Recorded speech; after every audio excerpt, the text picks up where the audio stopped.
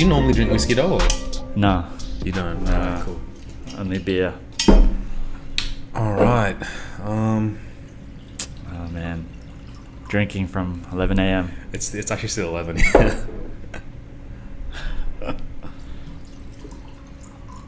Oh man, that's a lot. Alright. Did I pour a lot, did I? Nah, it'll be No. alright. Cheers. It'll be alright, man. It's alright, it's alright. Yeah, it's good. Alright, cool, man. So today I thought maybe we can talk a bit about your background. Yeah. What you're doing now. So, so what were you doing before Paper Crane Pro? So my background is in film. So I studied film and TV at Swinburne. And then during my time at uni, I started doing freelance video work, and then continued doing that after uni. And I was doing a lot of weddings, doing wedding videography for another company. Yeah, just doing weddings and then random freelance jobs, just all video stuff. Mm. And where did that passion come from? And my passion in video? Yeah. In high school. So I started making videos with my friends in high school. There was a project for, we needed to make an advertisement for some shoes. Yeah, I had a lot of fun with that, my friends, and I thought, I want to do this, from when I finished high school. And then, then I started studying. And then you did some short movies as well, right? Yeah. What was always been your career? What was your ideal career path? Like, while you were still doing weddings and all those things. My goal was always to make films, like feature-length films. Yeah. So, because in uni we don't study how to do like videography work, like, making videos for businesses or anything, real estate, media, none of that. It's, it's documentary or fiction work. Yeah, I've always liked storytelling. And when I was a kid, I wanted to be an author. So I've always had that in me. And so I wanted to direct films, which I got the chance to do in uni. And then, from there, it was just really hard, to be honest, to make money while also doing that. How old were you when you realized that you were like, okay, no, this is not really making an income? I don't know. It was like kind of, it was always there. Just before I met you guys, it was coming to that point where I'd been doing this freelance videography for a few years, and I've been out of uni and just doing, on and off projects here and there. My partner's working full time. She's obviously making more money than me. We're looking to move out, get a house. And so it was really hard for me because I just had no, stable, consistent income. It was just when I have a project, it comes, and then when that's finished, then it's gone. And then I don't know when my next project's going to come. Yeah, and I feel like it's not just you, man, but a lot of freelancers that I come across, they're usually in the same boat as well. Yeah, it's like, really hard to make your creative passion an income, like. And in the creative industry as well, especially I see with graphic designers, videographers, photographers. I mean, the freelancing gives them that freedom, that gives them that flexibility and everything. Yeah. But at the same time, there's so much pressure because there's no stability in it, and then you're always wondering, when am I going to get my next job and all those things.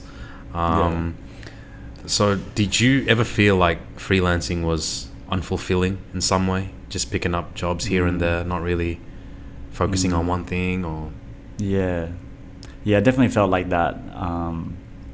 It was just really unstable. Like you said, I just didn't know when's my next job coming in, and it's just all word of mouth. I don't have a proper system to get new clients or anything. Freelancing, there are a lot of good things about it, for sure, and I learned a lot.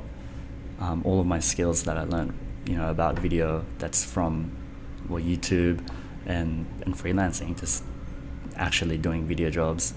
That taught me a lot, and but I just needed to find a consistent way to actually build an income from what I do.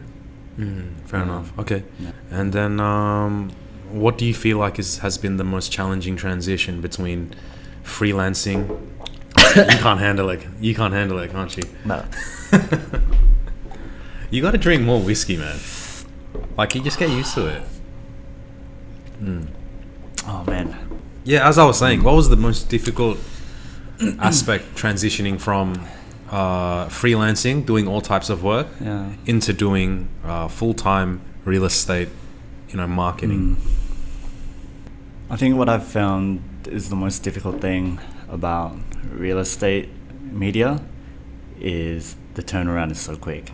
Like, I've never done work where they expect the finished product to be delivered the next day. Like, that's unimaginable in any other field. Because with weddings, they say like 4 to 6 weeks we give them, and they're like, oh yeah, that's fine, just take your time. This is the wedding video, like, there's no rush, but agents need it the next day, which is very new and very tough, because you do a shoot and then the work doesn't finish there. You got to go home and then get that thing done quick. So I think that's been that's the biggest thing that I've had to adjust to, I guess. Just working pretty much all the time, and then it's that combined with starting a business where you have to set up all these things, and I don't know, there's just a lot more to starting and running a business than I thought, because I come from no business background whatsoever. Like, my family is, like, I know your family's been, business owners, and you come from a heavy business background, but for me, I'm the complete opposite. I didn't come from any business background, so everything right now is new to me. So yeah, it's just a lot more to it that I didn't see. Anything in particular, or just generally? I think a lot of things happening at once. Yeah, just in general, just the amount of meetings that we have to have. We're pretty much on the phone every day, right? Like, I don't think there's a day that goes by where I don't have a phone call with you, right? Like, it's either we're on the phone or we're together in person. Yeah. And then when we are on the phone, I always check, like, oh man, that was half an hour. Yeah. There's a lot to talk about, a lot to go through. But I think, I don't know, I mean, I'm not sure. Maybe it's different, 3 years into the business. Maybe it's because we're just starting. There's just so much to go through. And Of course. And then for me, I always feel like the most funnest days of your life is when you start the business. Like, don't you feel it? Because one day, and it's the same thing that happened with James and Brothers. One day, you're gonna have real customers who are paying you real money. And we have it now. I mean, we have that. We have that now. As but opposed to our fake customers. I know, but then it just becomes work. Yeah. As soon as the real customers, real money, real everything comes in, then you got to get an office, and you got to get staff, and then you got this pressure to keep it running. Yeah. That's real work. Yeah. I mean, not when you start a business. I'm not saying it's not real work, but there's a lot more enjoyment in that, because you can make it however you want to make it. Like, when I first started James and Brothers, I'm not sure if I told you, but I would go to our office in Hallam, right, on a Saturday at 6-7 p.m. Right, when everyone's hanging out, going out. I was going by myself to this massive warehouse, which is my dad's warehouse, and it's just like all dark, and I would just go into that little office and just work on the business, whether it be registering the ABN, registering the website, making the services. That was the most fun I ever had. I actually felt good. And then, because it felt like so much freedom and excitement. So I would be there from like 6 p.m. to like, 12 a.m. by myself in this warehouse in Hallam, which is, far away from where I live. Yeah. And I would just do that. And I look back on that time, I was like, man, we didn't make any money. Nobody knew us. Like, what marketing agency works in Hallam? Like, that's ridiculous. Yeah. But I look back at that, and those are priceless memory. Those are priceless times that you just got to enjoy it. One day we're going to look back, and then we'll say, Paper Crane Pro is doing super well. But we'll look back on these days and remember, how fun was that, podcast. Jules? The podcast, how we set up the business, how we came up with the price list, the product list, how we got our first few customers. Yeah. It's fun.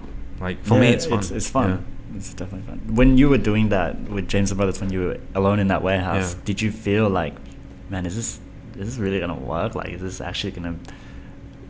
Should I just get a full-time job? No, because I just quit a full-time job, and I don't think,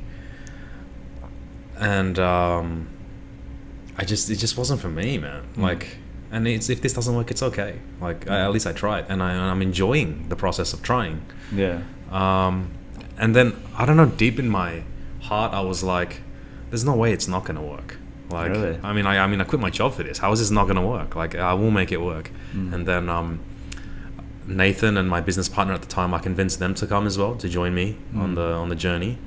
And then they bought the idea, and then it is what it is today. And then I remember I was doing that for a couple of weeks, and then all of a sudden Nathan came with me to Hallam on a Saturday night, and then Nicho came with me on a Saturday night, and nothing feels better. Party. Nothing feels better. And then we were adjusting our office. We were putting the furniture together. We were having like HSP for dinner. Yeah. Like, it was fun, man. Yeah. It's really That does enjoyable. sound fun. Yeah. Like, and I'm also enjoying the process with Paper Crane Pro as well. Like, it's challenging. We deal with a lot of, a lot of difficult suppliers, difficult customers. We have difficulties between ourselves, but it's part of the process. And as I always say, like, good things take time. That how you can build something good is by how much time you put into it.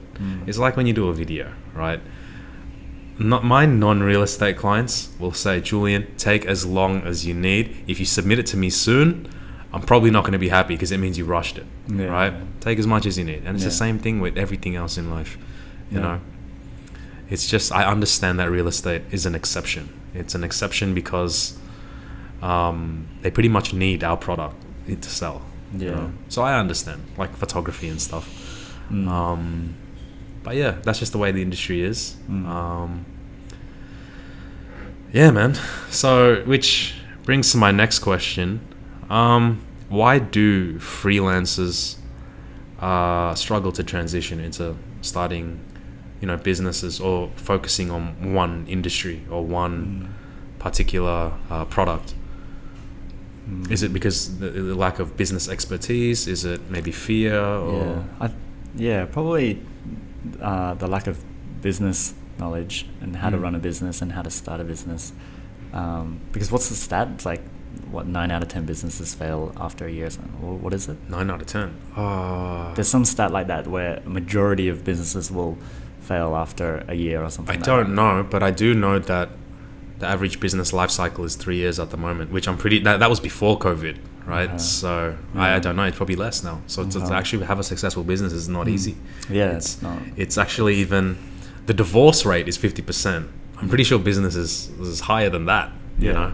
Yeah, because freelancers, like creative freelancers are, creative people that have spent all their time working on their craft and getting good at that. So it's hard to have that and then also have the business sense to actually run a successful business that you can actually turn that into money.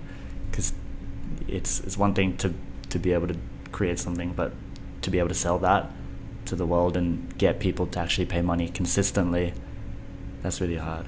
Yeah, that's what I struggle to do. And it's the same with my mum. Like, my mum's an artist, but she's good at what she does, but she can't sell her paintings because she doesn't know how. So she can't monetize it, I guess. Yeah. So yeah, I think that's the hardest thing to monetize something that you do. And that's what I found is difficult. I'm pretty sure most people. And I think that's why you and I blend so well. Just like, because I met a lot of freelancers, and then just when I talk with them, like, it's just different, man. Like, it's just, they just don't understand sometimes the things that you say, like, and then I noticed with you as well. There was, when I was talking to you, we would be on different planets. Yeah. Like, I would say one thing and you just not just agree, but you wouldn't even understand it. Oh. And then that's when but I think the difference between you and a lot of other people that I meet who don't have like any business experience is that you are at least willing to learn and to listen. And I think that's how the partnership really worked out well. But yeah, I think it's having that experience, and you can be really good at photography and really good at your painting or your craft, but it's no point if you don't know how to sell it. You could be the best chef in the world, but no one will ever buy your product if you don't know how to sell yourself. Yeah. So, which is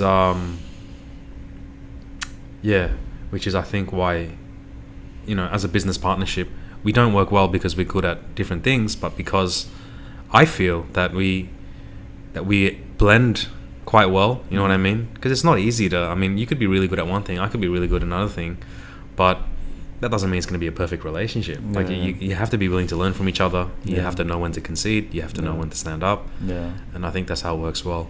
Now that you officially have a business, what do you feel like is the biggest difference, and what was the biggest change between freelancing and running an actual business with a website, with a brand name, and freelancing? What's the biggest difference?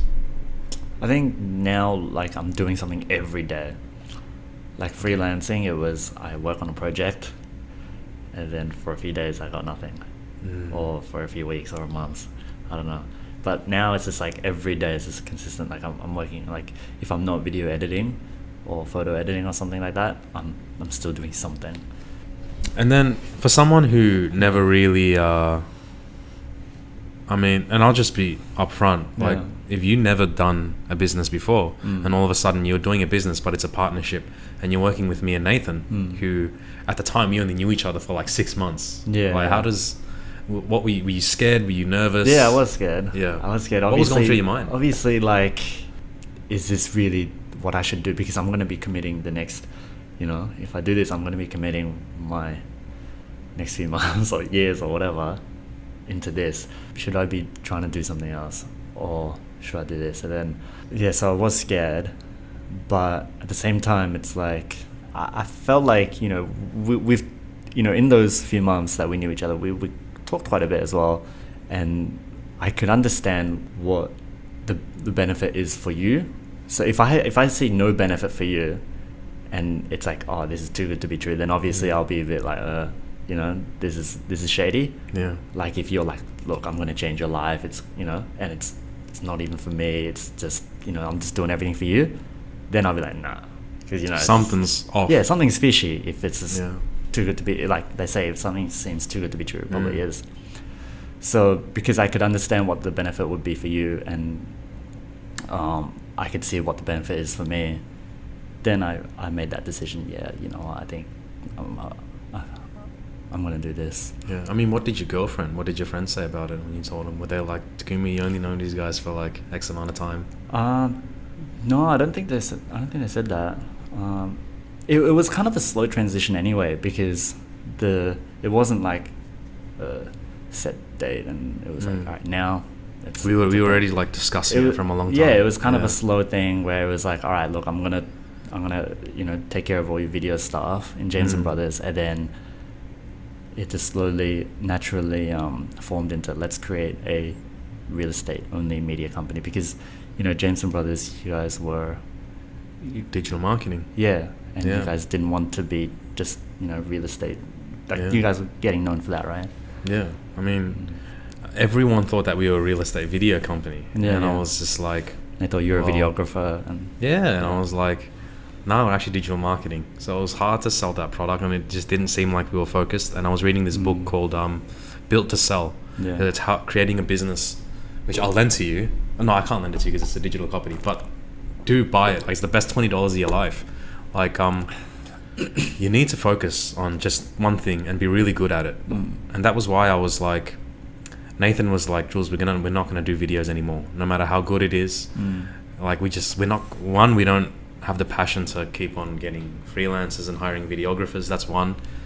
And then two, we really wanted to just focus on digital marketing, and we want to kind of break away from the real estate space. And then I said, okay, Nathan, we'll do that. You wanted to do no real estate at all? Yeah, no, Nathan brought that idea up, and I said, okay, we'll do it. But every single night I was like, man, real estate video is like something that I'm proud of, because we do it really well, and I know we can do it really well. And it's very liquid as well, because someone orders a video, they pay for a video straight away. Whereas digital marketing, it's like a retainer, so we get paid once a month, so it's not the cash flow is not that great. Whereas with video photography, it's very liquid, man. We get paid all the time throughout the month. So I was like, how do I keep on making this video revenue, maintain the that product in your maintain that product and the reputation that we do real estate video really good. Well, I need to find a partner who has the same passion to do it and to run that business, and then to work together with me so we can keep doing it. Separated from James and Brothers will just focus on digital marketing. So now Nathan focuses on the digital marketing, you focus on the real estate media. And yeah, I think it's awesome. I think the work that you're making is really cool. I think our customers are really happy with it as well, and I think we will become the best real estate media company in bold Australia. I don't know how many years it'll take. I don't know. It'll be arrogant or ambitious if I say 1 year, 2 year, but we will one day reach that target.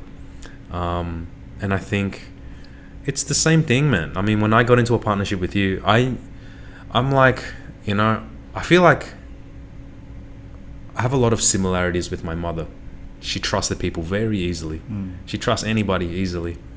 And I don't know, with you, I felt like, I don't know, man. I felt like we just bonded very easily. And that's how I was like, yeah, like we should make it work. And then also because I think you understood that you wanted to go somewhere, you wanted to become a business owner, you wanted to have financial freedom, and you wanted, and the biggest difference between freelancing and running a business is freelancing is you create the actual work. When owning a business, you don't create the work, you work on the business itself, not in the business, right? I think you knew how to, you knew how to make the product, you just didn't know how to, turn into a business. And I saw that weakness in you, and I thought that, I wanted to help. I felt like we could help each other. Yeah. And I think that's just the main thing. And then the fact that we get along quite well is, but you got to get along personally. Yeah. It makes a big difference, man. Yeah. And of course, I always feel like, because I have other business partners as well, and I always think, are they going to fuck me over? Am I going to get, the shit end of the stick here?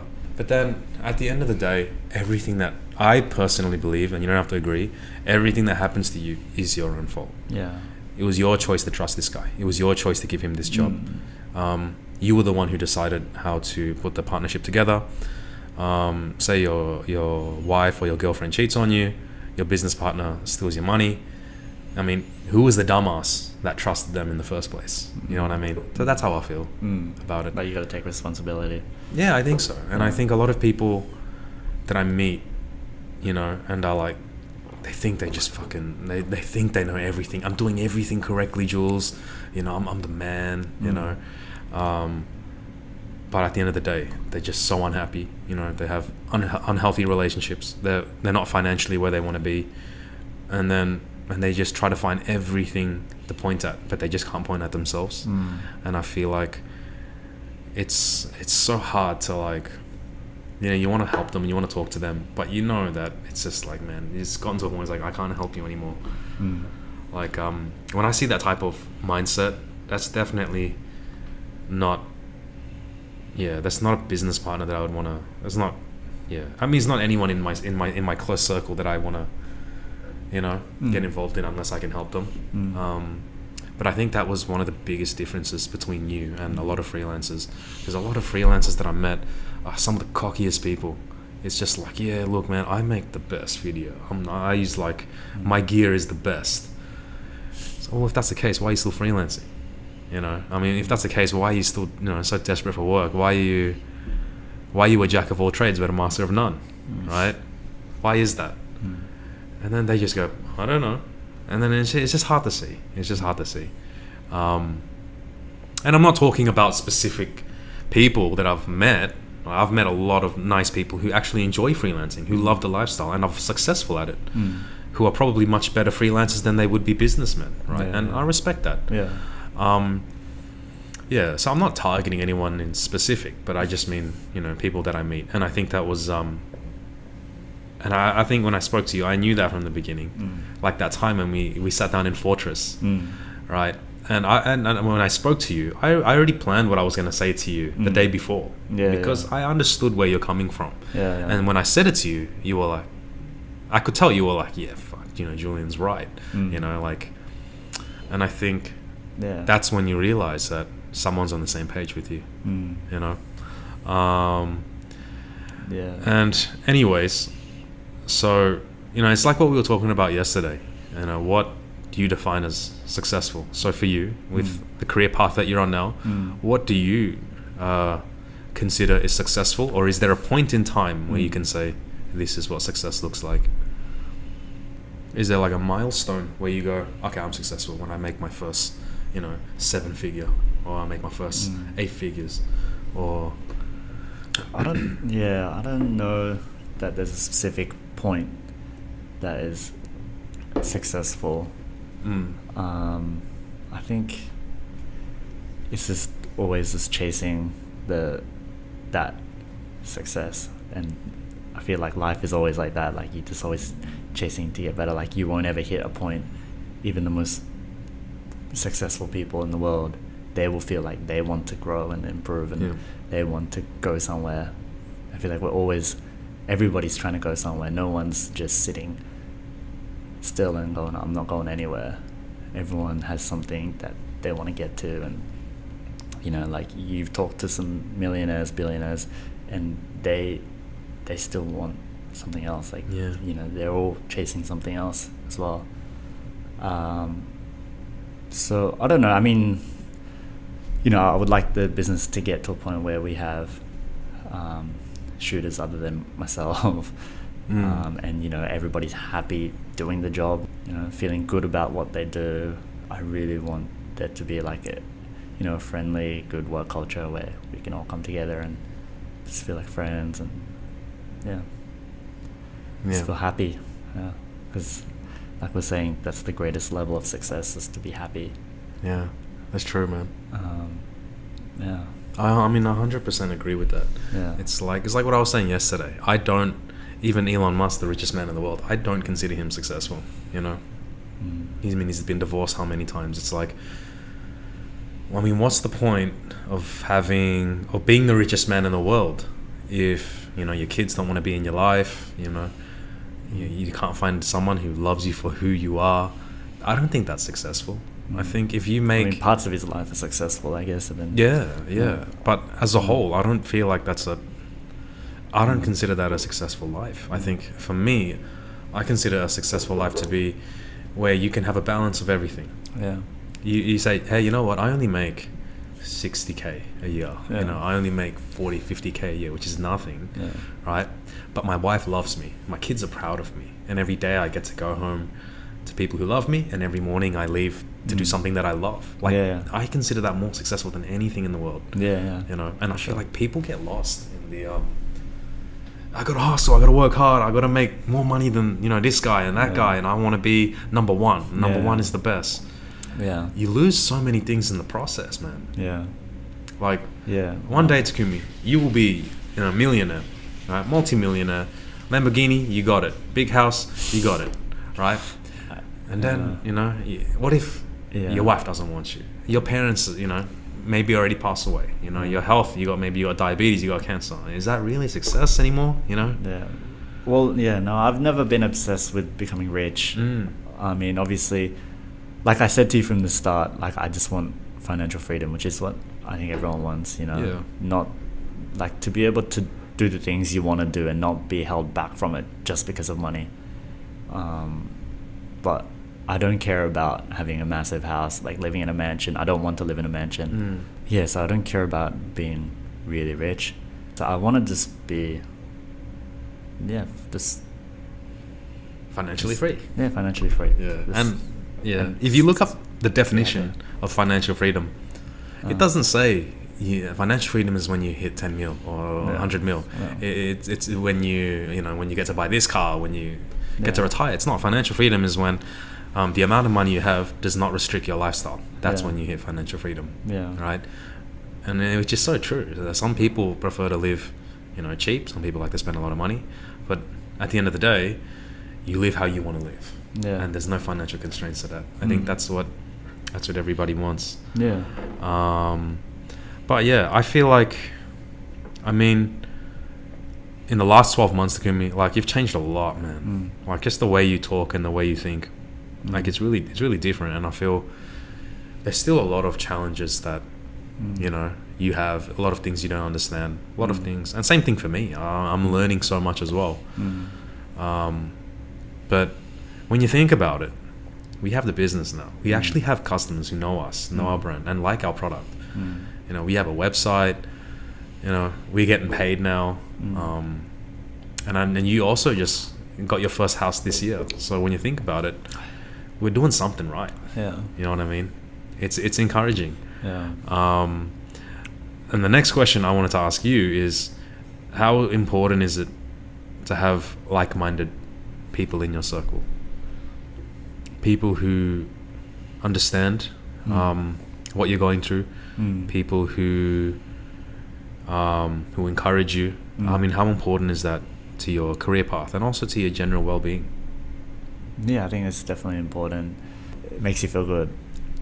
I don't know. It makes it easier, man. Can you imagine if all these people were like, oh, Takumi, man, that business is not going to work. You know how competitive the market is now. You know, you got COVID going on. You're better off just doing something you don't like, but at least it's stable.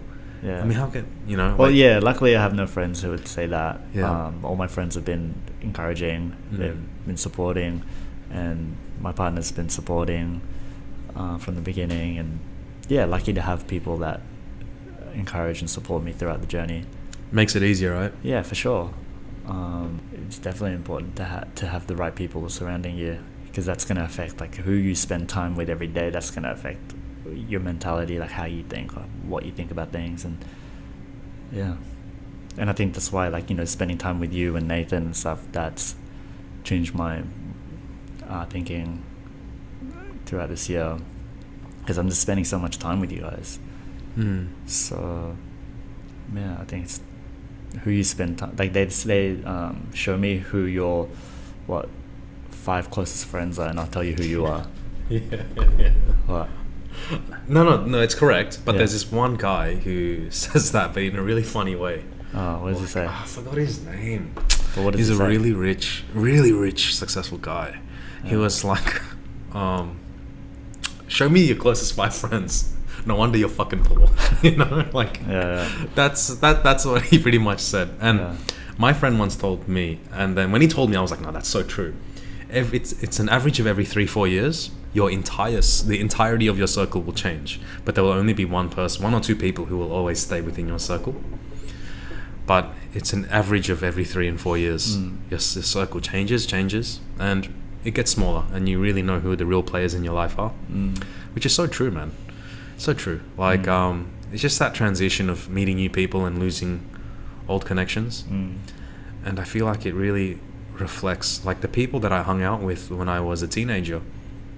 It really reflected who I was, just because we all thought the same. We all wanted the same things. And then when I was in uni, when I was working in Nando's, I had my own circle. And, you know, it breaks your heart when you think, you know, you lose friends. And then you realize how much time I spent with this person and how much, you know, I love having their company, and then now it's just completely gone, and you feel sad. And then you get this new transition, this new cycle in your life, and then these new people come in, and you go, you know, this is my new tribe. And it's true, it really defines, you know, who you hang around. Who I hang around now is totally different to who I hang around with, you know, 3-4 years ago and 10 years ago. Yeah. I think it's just an evolution of your mindset and who you are. Do you feel that way sometimes as well? Yeah, of course. Yeah. And then, what's your motivation? My motivation. What keeps you going? I think I really need this to work, because one of my biggest goals is to have a family, to have kids. And so if I can't make this work and I can't actually, you know, get an income from this, then I'm going to have to find something that has an income. You don't love. Yeah, and so that's my motivation, and I want to be able to feel proud of myself and have my family feel proud of me and my friends feel proud of me. And create something that wasn't there before. Yeah, that's good, man. Yeah. I think it reminds me of what Dwayne "The Rock" Johnson said, which was, when you do something, always imagine that your back is against the wall. As in, you can't look back, you can't go back, you just got to move forward. No plan B, just plan A. Yeah. And get it done. Yeah. I think, yeah, I mean, my motivation for this whole thing is from what I told you from day one, man. I told you from day one. I just want to be a positive influence on other people's lives. If, at the end of the day, Paper Crane, if there's only enough money for me to buy an iPhone after 10 years of working hard, I'll take it. I'll take it. But if it means, Takumi, you achieve your motivation, I employed people, I fed them, I put food on their table, it makes me feel good, man. Because that, you can't pay to get that feeling. Yeah. You know? And I think, you know, yeah, there's definitely certain feelings that you get that you just can't buy with money. That's true. It's really priceless, especially when you do it on such a big scale. And I told you, you know, from the beginning, I don't want people to look back and say Julian was that guy who had business plans that never worked out. He fucked me over. Screw him. Julian's that guy who took advantage of me. Don't work with him. Like, yeah. No, I don't want that. I think who would want that? Like, nobody wants that. Exactly. Like, I just, you know, I want people to look back on our journey, and I hope, you know, one day you will also see from that perspective as well. Is when you can hire someone, you can pay them so they can put food on their table, so that you can enrich other people's lives. Man, that's priceless. You know, I speak to my mom, my uncle, you know, who owns Scorptech. He always tells me, he goes, you know, I don't do this, you know, for money. If I did it for money, I would be driving Lamborghini, I would have massive house. But that's my motivation, is, you know, seeing people work every day. You know, my mum employed 300 people, and then she just got such a high out of knowing that she can help 300 people, you know, put money in their pocket so that they can go do things. You know, that's priceless. I think that's what Paper Crane's all about. That's what it's about. Creating products that people love, and then empowering people. Then you'll make a successful business. Not chasing money. Yeah. Yeah. Well, I mean, let's wrap it up, man. Yeah. I mean, I think this podcast is, it's definitely not the longest, but it's long enough. Is there anything that you want to say to the people, to the fans, to my mom and no, just, you know, thanks for having me here today, and thanks for everything, you know, since I met you. You know, I feel really lucky that I get to have this opportunity to be sitting where I am, to have that opportunity, to get that chance. And yeah, so thanks. Yeah, no, it's likewise, man. I feel exactly the same. So yeah, that's it, guys. Takumi Kawakami. Cheers. Let's go do some crazy shit together. And yeah, I'll see you guys at the next one.